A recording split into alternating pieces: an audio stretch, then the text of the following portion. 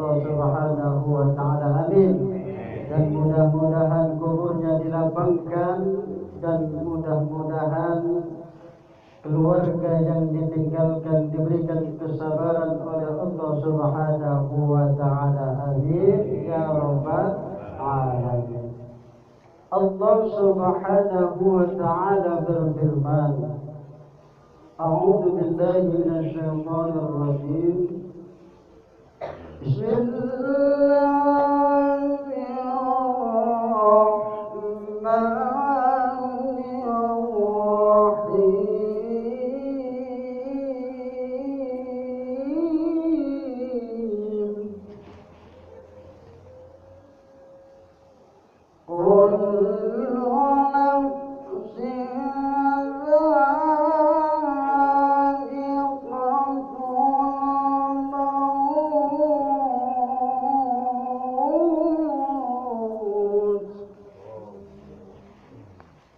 Apa kata Allah Subhanahu wa ta'ala? Kullu nafsin dha'iqatul maut. Setiap yang bernyawa pasti akan merasakan mati. Tidak Pak RT ada Pak RT? Mana Pak RT-nya? Tidak Pak RW pasti mati. Tidak gubernur, tidak camat, tidak lurah, tidak presiden. Semuanya pasti yang namanya kematian tersebut. Saudari kita Apriana Dewi ini telah mendahului kita. Maka bagi kita ini sebagai pelajaran iktibar bahwa kita pun akan menyusul, kita pun akan seperti itu. Apalagi yang di sini umurnya sudah lanjut usia, yang sudah tua umurnya. Hati-hati, ya. Hati-hati kalau sudah lanjut usia, ya. Makanya kita sebagai anak, apabila orang tua kita sudah tua, jangan sampai durhaka kepada orang tua kita, jangan sampai menyakiti hati mereka. Apabila orang tua kita kembali seperti anak-anak, itu memang kodratnya, itu memang takdirnya, sudah ditakdirkan oleh Allah Subhanahu wa ta'ala. Kita baca dalam surah Yasin ayat 68, Allah Subhanahu wa ta'ala berfirman, "Wa man nu'ammirhu nunakkishu fil khalqi afala ya'qilun." Apa kata Allah? Dan barang siapa yang kami panjangkan umurnya, niscaya akan kami kembalikan ia ke asal kejadiannya, bertabiat seperti anak-anak kembali. Ya. Dulu matanya selagi dia masih anak-anak, selagi dia dilahirkan oleh ibunya, belum dapat melihat dengan jelas. Pendengarannya belum dapat mendengar dengan jelas. Setelah dia tumbuh menjadi besar, kemudian kembali, maka dia dapat terang mendengarkannya. Tapi setelah lanjut usia kembali lagi seperti anak-anak. Makanya kita yang masih hidup ini sebagai pelajaran bagi kita, ya. Sebagai pelajaran. Aprian ini ada anak tak? Belum ada anak. Maka mudah-mudahan yang ditinggalkan diberikan kesabaran oleh Allah Subhanahu wa ta'ala. Pernah suatu ketika Nabi itu berjalan, Pak. Nabi itu berjalan melewati dua buah kuburan, lalu berhenti. Dan apa kata Nabi?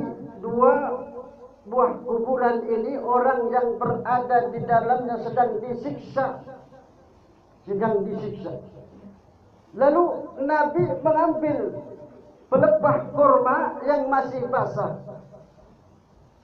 Bertanyalah sahabat, untuk apa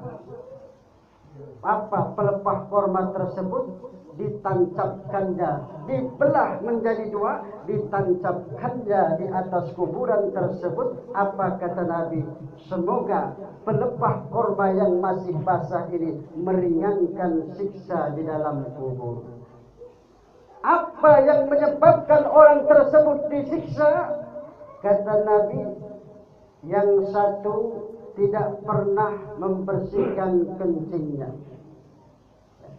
Yang satu tidak pernah membersihkan kencingnya. Kalau dia kencing tidak pernah bercebok, tidak pernah dibersihkan kencingnya, maka orang tersebut kelak di alam kubur disiksa oleh Allah Subhanahu wa taala. Lalu yang kedua, orang yang suka mengadu domba disiksa di alam kubur. Makanya seorang yang sudah meninggal dunia itu mal mayyitu fi qabrihi illa kal ghurikil mughawis, kata Nabi. Keadaan orang yang mati, keadaan orang yang meninggal itu bagaikan orang yang tenggelam meminta tolong. Meminta tolong kepada siapa? Meminta tolong kepada anak-anaknya kalau dia ada anaknya. Meminta tolong kepada saudara-saudaranya kalau dia ada saudara-saudaranya. Meminta tolong kepada orang tuanya kalau dia masih ada orang tuanya. Agar anak tersebut mendapatkan doa, maka dikirimkanlah surah Al-Fatihah, dikirimkanlah baca Al-Quran, dikirimkanlah tahlil, dikirimkanlah sholawat. Ini sampai Bu. Apa Nabi tadi pelepah kurma saja yang masih basah itu bisa meringankan siksa kubur. Apalagi kita membaca doa, apalagi kita membaca Quran, apalagi kita membaca sholawat, apalagi kita bersedekah untuknya. Makanya orang yang mati itu dia ingin hidup walaupun sesaat. Untuk apa? فَيَقُولُ رَبِّ لَوْلَا أَخَّرْتَنِي إِلَى أَجَلٍ قَرِيبٍ فَأَصَّدَّقَ وَأَكُن مِّنَ الصَّالِحِينَ.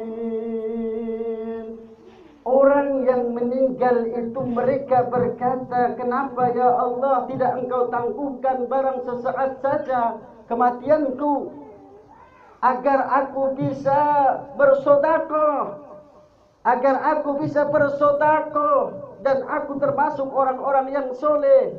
Itu harapan orang yang sudah meninggal dunia. Maka kita yang hidup inilah jangan menjadi orang-orang yang kikir. Jangan menjadi orang-orang yang pelit.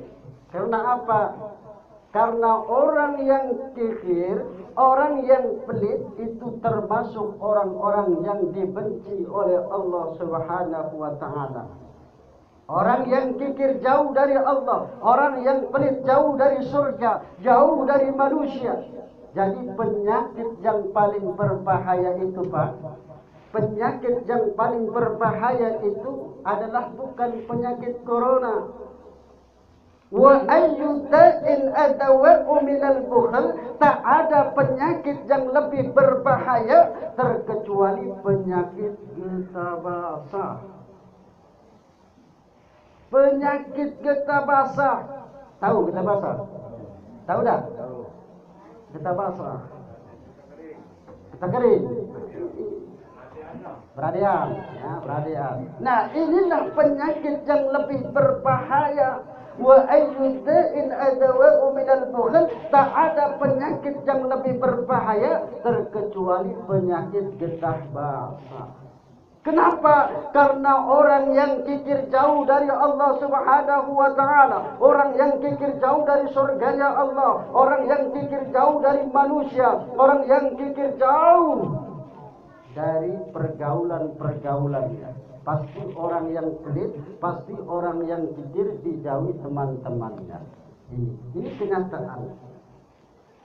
Maka kita yang hidup ini ada sebagai iktibar, sebagai pelajaran bagi kita agar kita hidup benar-benar sesuai dengan ajaran Allah, sesuai dengan ajaran Rasul, agar kita selamat.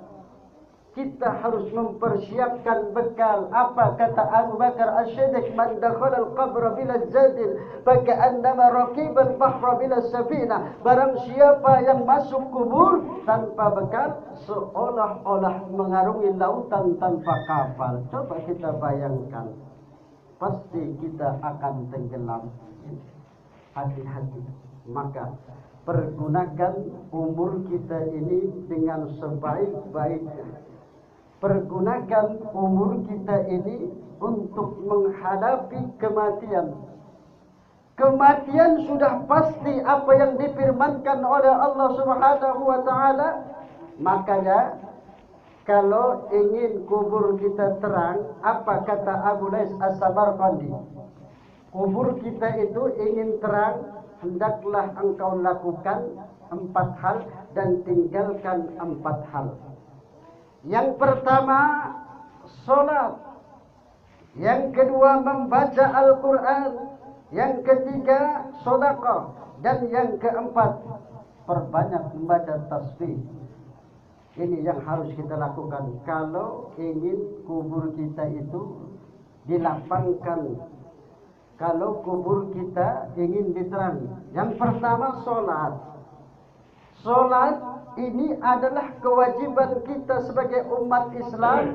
Sesibuk apapun kita harus melakukan sholat. Makanya kalau kita sudah Islam, yakni harus sholat. Karena Islam itu an tashhada an la ilaha illallah wa anna Muhammadar Rasulullah wa iqamis shalah wa ita'iz zakah wa tasuma Ramadan wa tahujjal baita an istata'ta ilaihi sabila. Itu Islam. Ya. Mengucapkan 2 kalimat syahadat, kemudian sholat, menunaikan zakat, puasa di bulan Ramadan, dan menunaikan ibadah haji bagi mereka yang mampu. Lain dengan iman. Iman itu an tu'mina billahi wa malaikatihi wa kutubihi wa rusulihi wal yawmil akhir wa bil qadri khairihi wa syarrihi. Itu iman. Beriman kepada Allah, beriman kepada para malaikat, beriman kepada apa? Kitab-kitab Allah, rasul-rasul Allah, hari akhir, dan qada dan qadar. Itu iman. Lalu ihsan, ada iman, ada Islam, ada ihsan. Ini Islam, iman, ihsan. Kalau ihsan, an ta'budallaha ka'annaka tara. Engkau beribadah, kata Nabi, engkau beribadah seolah engkau melihat Allah. Apabila engkau tidak dapat melihat Allah, maka sesungguhnya Allah melihat kamu. Timbullah ilmu tasawuf. Kita ini berakidah ahlu sunnah wal jamaah. Akidah kita, keyakinan kita itu ahlu sunnah wal jamaah. Ya. Karena apa? Karena banyak golongan-golongan, firqah. Kalau dalam ilmu tauhid itu ada firqah, artinya golongan-golongan. Kita masuk yang mana? Kita masuk ahlu sunnah wal jamaah, bukan syiah, bukan mu'tazilah, bukan jabariyah, ya, bukan qadiriyah, tidak, bukan. Kita masuk ke dalam ahlu sunnah wal jamaah. Siapa pendirinya? Yakni Abul Hasan Asy'ari. Ini dalam ilmu tauhid. Kalau dalam ilmu baca Quran misalkan ada imam, dalam ilmu fikih ada imamnya. Kalau dalam ilmu fikih itu ada 4 imam yang terkenal, Imam Hanafi, Imam Malik, kemudian Imam Syafi'i, kemudian Imam Ahmad bin Hanbal. Kita masuk yang mana imamnya? Kita masuk Imam Syafi'i, mazhab kita Imam Syafi'i. Ya. Itu kalau dalam ilmu fikih. Makanya cara sholat kita itu mengikuti madhab Imam Syafi'i, ya. Madhab kita dalam tata cara sholat dan lain sebagainya itu masuk dalam madhab Imam Syafi'i. Kalau dalam ilmu baca Quran itu kita masuk kepada Imam Hasim, riwayat Imam Hafaz, ya. Kita masuk ke dalam Imam Hasim. Jadi semua apa ilmu itu cara itu ada yang mempelopori, ada imam-imam. Misalkan yang seperti kita baca di Indonesia ini dan kebanyakan seluruh dunia itu mengikuti segi bacaannya Imam Hasim, riwayat Imam Hafaz, ya. Kalau imam-imam yang lain ada qiraat sab'ah, ada Imam Nafi, ada Imam Ibnu Katsir, ada Imam Qalun, ada Imam Abu Amir, ya, ada Imam Al-Kisai. Itu adalah madhab-madhab tentang baca Quran. Bagaimana? Ada perbedaan sedikit-sedikit, ya. Misalkan dalam suratul Fatihah, kalau kita membacanya Maliki Yaumiddin, Maliki Yaumiddin, itu dipanjangkan huruf mimnya. Ini menurut Imam Hasim. Tapi menurut imam yang lain mimnya dipendekkan, Maliki Yaumiddin, Maliki Yaumiddin, ya, itu. Jadi kalau kita mendengar misalkan dari timur tengah atau dari sana ada yang membaca mimnya dipendekkan, berarti dia mengikuti imam yang lain, bukan Imam Hasim, ya. Kita itu mengikuti Imam Hasim, periwayatnya adalah Imam Syu'bah dan Imam Hafaz. Jadi ada pelopor-pelopornya, ya, itu. Kalau dalam ilmu qiraat, ilmu baca Quran. Kalau dalam ilmu tasawuf, siapa yang kita ikuti? Al-Junaidi Al-Baghdad. Itu dalam ilmu tasawuf. Kalau ilmu tauhid, yakni Abul Hasan Asy'ari, ya.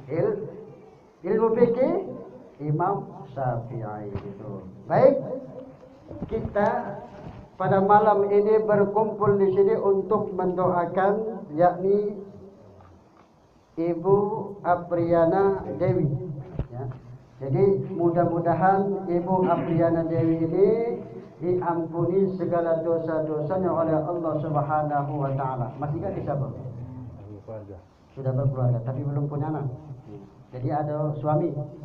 Atau nah yang harus diberikan kesabaran yakni suaminya, ya. Suaminya mudah-mudahan diberikan kesabaran oleh Allah Subhanahu wa taala, dan terutama kedua orang tuanya masih hidup kan? Nah, inilah karena apa? Karena orang tua masih hidup, anak meninggal, bagaimana perasaan kita? Ya, bagaimana perasaan kita sebagai orang tua? Tentu sangat sedih. Namun kita harus menyadari, kita harus sadar memang itu sudah kepastian dari Allah Subhanahu wa taala. Siapapun orangnya pasti mati. Jadi harus kita menyadari hal tersebut, ya. Harus menyadari, ya. Jadi yang terpenting dalam memperingati 7 hari ini, memperingati 7 hari meninggalnya Apriani ini, kita mendoakan, kita kirimkan suratul Fatihah, kita kirimkan bacaan Quran, kita kirimkan bacaan tahlil, kita kirimkan bacaan sholawat, ya, maka itu akan sampai, akan mendapatkan pahala di sisi Allah bagi kita yang melakukannya. Sama kita yang bertakziah menghibur orang yang meninggal itu mendapatkan pahala yang sama seperti orang yang ditimpa musibah. Kalau kita menghibur orang yang ditinggal kematian tersebut, Bapak dan Ibu. Nah, ini. Jadi kita harus bersyukur. Harus bersyukur bahwa dimanapun kita dalam berkumpul di majlis-majlis seperti ini, kita harus bersyukur kepada Allah.